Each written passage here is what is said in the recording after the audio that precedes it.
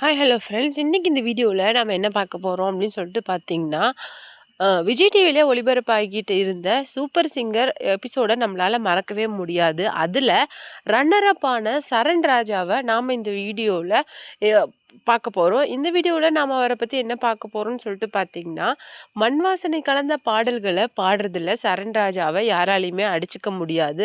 அவர் என்னதான் runner up ஆகியிருந்தாலுமே அவர் winner ஆகலை அப்படிங்கிறது எல்லார் மனசுலையுமே ஒரு சின்ன ஒரு குறை மாதிரி இருக்குது. ஏன்னா அவருக்கு எதனால் ரன்னர் அப்பாக கொடுத்தாங்க, அவர் ஏன் அந்த சீசனோட வின்னராக கொண்டுட்டு வரல அப்படிங்கிற கொஷின் வந்து எல்லாத்துக்கிட்டையுமே இருக்குது.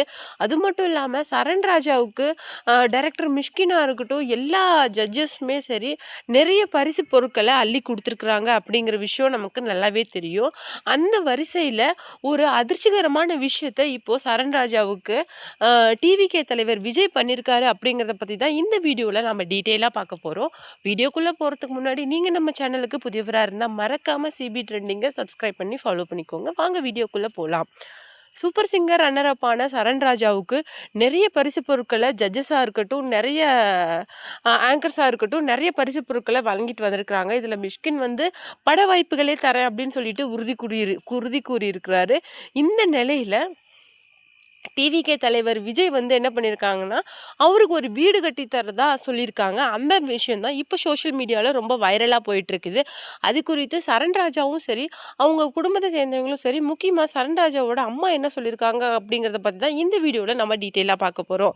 இது குறித்து சரண் ராஜா அவங்க அம்மா என்ன சொல்லியிருக்காங்க அப்படின்னு சொல்லிட்டு பார்த்தீங்கன்னா, வீடு அப்படிங்கிறது எங்களுடைய கனவு. நாங்கள் சின்ன வயசுலேருந்தே எங்களுக்குன்னு ஒரு வீடு, அதாவது சிமெண்ட் வீடு இருக்கணும் அப்படிங்கிறத நாங்கள் ஆசைப்பட்டுட்டு வரோம்.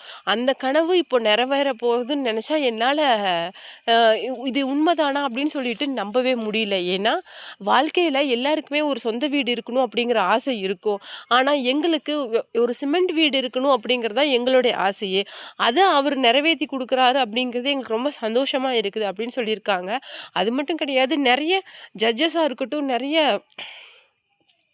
பேர் அவருக்கு வந்து பரிசு பொருட்களையும் வாய்ப்புகளையும் கொடுக்கறது வந்து சரண்ராஜாவோட அம்மாவை சந்தோஷத்தை ஆழ்த்தியிருக்கு.